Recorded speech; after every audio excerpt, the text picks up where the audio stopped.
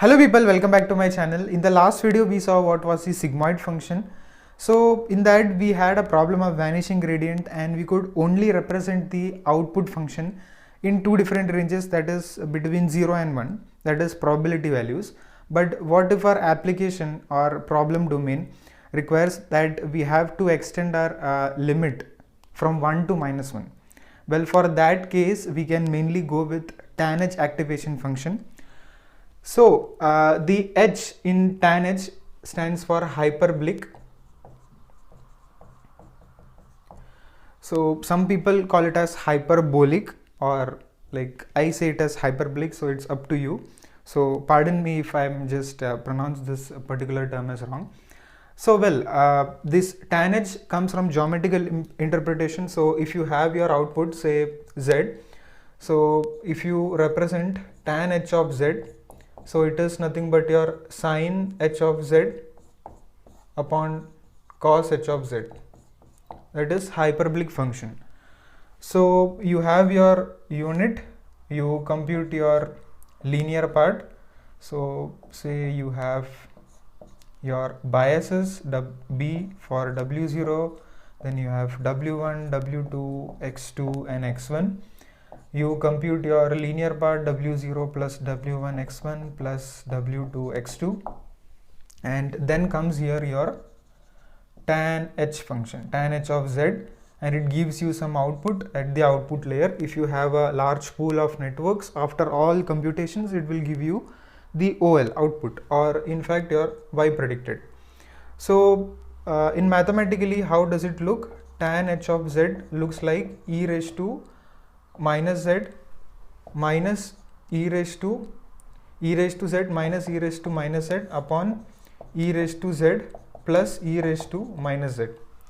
So this is how your tan H function looks like. So it is also exponential function which is in terms of Z. So now what is the peculiarity of tan H function? That it ranges from -1 to 1. So it does not keeps your signal into the range 0 to 1, but it can expand to -1 also. So it will just shift this particular axis. So if you want the geometrical interpretation, so say this is minus Z and this is positive Z. So it will have a bend at 0. So it will look something like this. So it attains -1 at this particular point.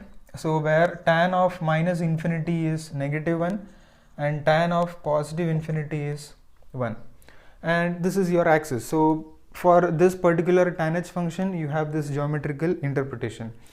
Now this again you can see this is this fits into the criteria of non-linear. This is non-linear and also it is differentiable. So since we have said it is differentiable, we can see how it is seen. So if we want to differentiate this with respect to our Z, so the OL is differentiated in this way. So you have e raised to Z minus e raised to minus Z upon e raised to Z plus e raised to minus Z. So we again use the U by V rule that we have seen in the previous video for sigmoid function. So that is simple. So you take the denominator. So you have denominator square. So first you have denominator, then you take the derivative of numerator. So if you take the derivative of numerator for e raised to Z, it is e raised to Z. Then for e raised to minus Z, you have minus e raised to minus Z, but you have a negative sign in front of that, so it becomes positive. So that is nothing but e raised to Z plus e raised to minus Z. Minus you have numerator, you take the derivative of denominator. So but here the sign changes since you have a positive sign. So e raised to Z minus e raised to minus Z. So well, now if you closely inspect the numerator, so this is a 2 product. So you have e raised to Z plus e raised to minus Z square minus e raised to Z minus e raised to minus Z square upon e raised to Z plus e raised to minus Z square. Now what I basically do is I'll just split the denominator, so it becomes upon e raised to z plus e raised to minus z square minus e raised to z minus e raised to minus z square upon e raised to z minus e raised to z square.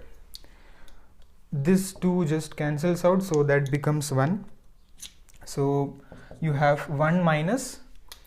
Now this particular portion I can write it as e raised to z minus e raised to minus z upon e raised to z plus e raised to minus z a whole square. This is nothing but your tan h. So I can write this as 1 minus tan h square, h of z especially. So that is nothing but 1 minus your output square.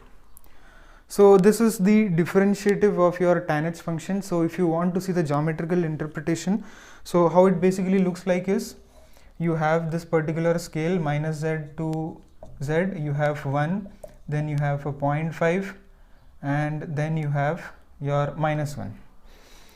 So this will form a curve something like this. Now again, if you see the both extremities, it will attain 0 at some particular point or at some particular interval. So it is also a victim of your vanishing gradient, which you again cannot solve, but it has one important property, like you can scale your output in the range of -1 to 1.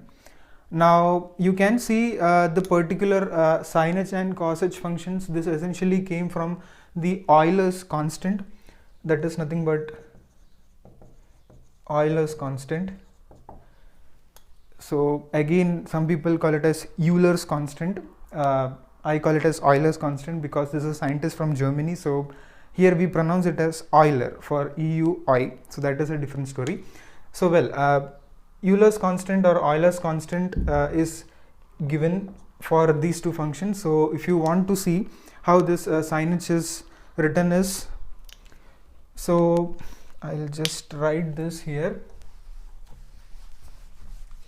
So basically what you yield is you can have two parts, that is one part is a real part and another part is an imaginary part.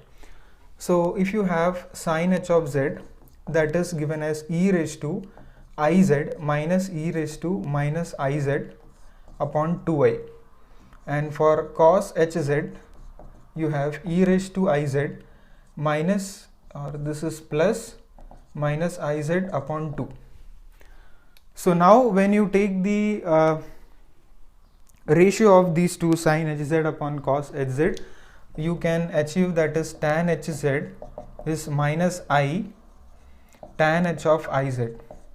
So basically if you see the z part is your real part, so that you mainly see here, that is across our functions we mainly use our real part, but in mathematical interpretation you have an imaginary part as well.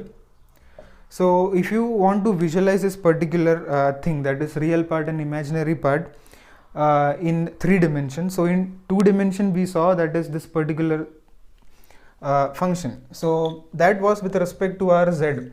So that is same like our normal sigmoid interpretation. So you have two small mountains which is narrow in 2 dimension. Now this is for z, that is the real part.